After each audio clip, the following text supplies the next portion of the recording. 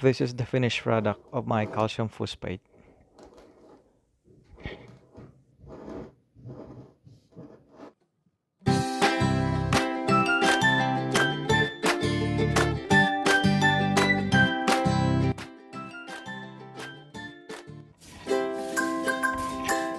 Hello mga kangibi. In this video, we're going to make a calcium phosphate by using eggshells. I have lots of eggshells here. I don't want you to know where these eggshells coming from. It's a secret.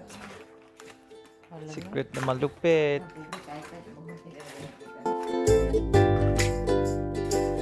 It's a local restaurant who serve breakfast, of course. Alright, so ang gagawin lang natin is just boil it for like 5 minutes just to kill the salmonella there. Pwede na namang hindi kasi sasangagin din naman natin to at mamamatay din yung bakterya.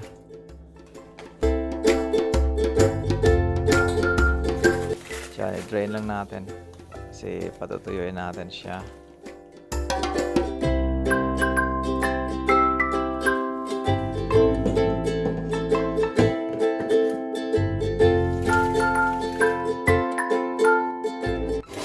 Alright, ngiwi-ngiwi naman dyan.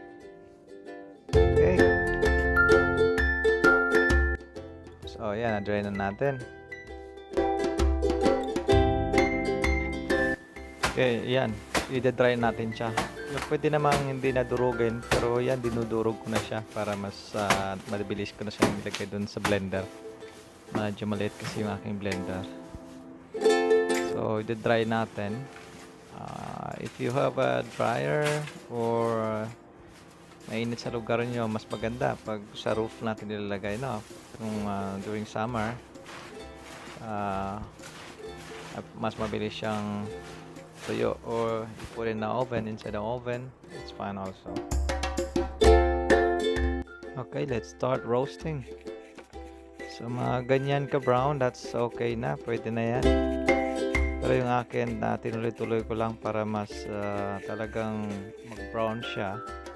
Mas maganda siya sa ating halaman.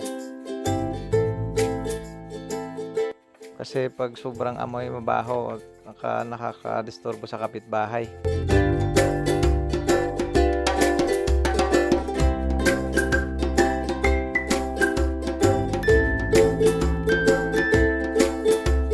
So pag nasa loob ka ng bahay, mo yung buong bahay mo.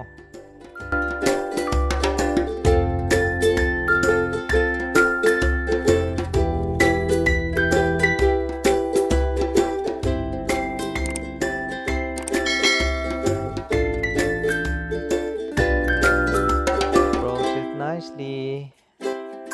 Isa pa pala, pag nag-roast tayo ng eggshells, make sure yung ating kalan ay yung old style na pwedeng magasgas, kasi pag non-scratch pwedeng magasgasan kasi masyadong sharp yung mga eggshells eh. Okay, yan na. Medyo nasobrahan ko ata. So palamigin muna natin. So pagka malamig na siya, pwede na natin siyang i-blender. Kung meron kayo nung yung dikdikan, didikdikin at dudurugin natin, pwede rin. So pag may blender, mas the best kasi mapapowder talaga siya. So yan, meron tayong Nutri-Bullet, mas malakas po. Ayun, so gawin nating powder.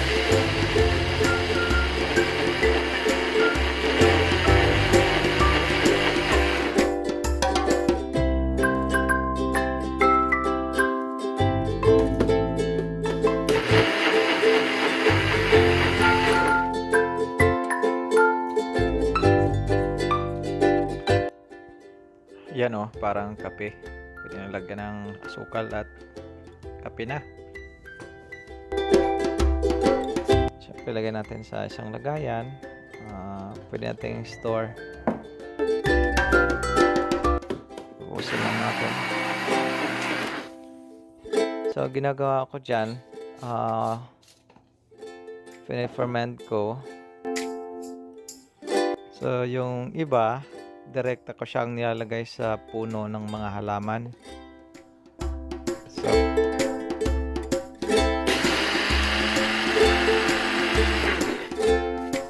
mas mabilis siyang ma-absorb ng halaman kasi durog na durog siya. So, ang purpose ng calcium to the plants, it will strengthen the structural support of the cell wall of the plant. So, yun daw ang nagpapatibay ng mga sanga-sanga ng buong halaman para mabuo yung bunga.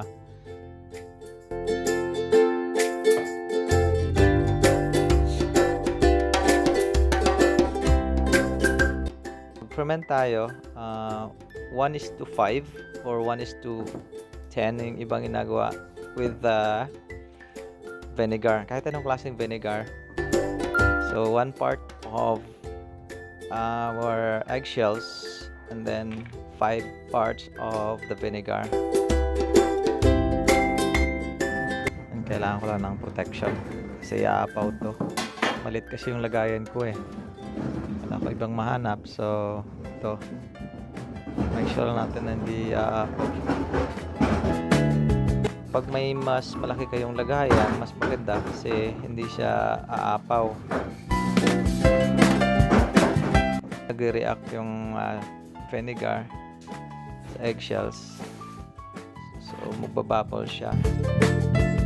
Mix lang natin para ma-absorb siya. Pwede rin namang wag na kasi talaga namang daan-daan siyang mag-absorb eh.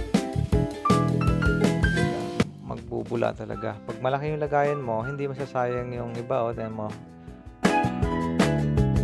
Kasi nag-bubble siya, lumabas yung syempre yung kasama niyan, naisama na rin yung mga eggshells nung lumabas. Ayan, tatanggalin lang natin yung mga bubble para malagyan pa natin ng suka, madagdagan natin. Okay, make sure you put the label kasi ferment natin siya ng 15 days. Ayan, tanggalin yung mga bula, dagdagan natin konti ulit. Alright siya, kita natin na yun, medyo maitim siya. It's reacting, kita mo yung liquid, nagre-react siya.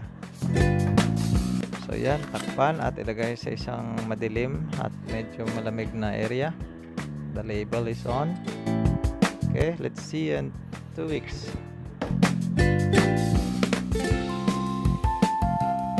Okay, let's check it out after 2 weeks. Right, so this is our final calcium phosphate. The result is amazing. See, it's clear na siya. So, ready to use na yan. Pwede na yang spray.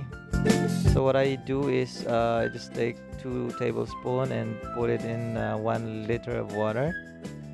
Mix it and spray it to the plants. Yan, kung gusto nyo yung salain, pwede rin. At saka pwede rin hindi nasalain tulad ng ginagawa ko. Makikita nyo naman sa resulta ng mga halaman ko noon kung gaano sila kalulusog, matataba. Okay, look at this. This is the combination of what I used in my garden last summer. Ito naman yung resulta.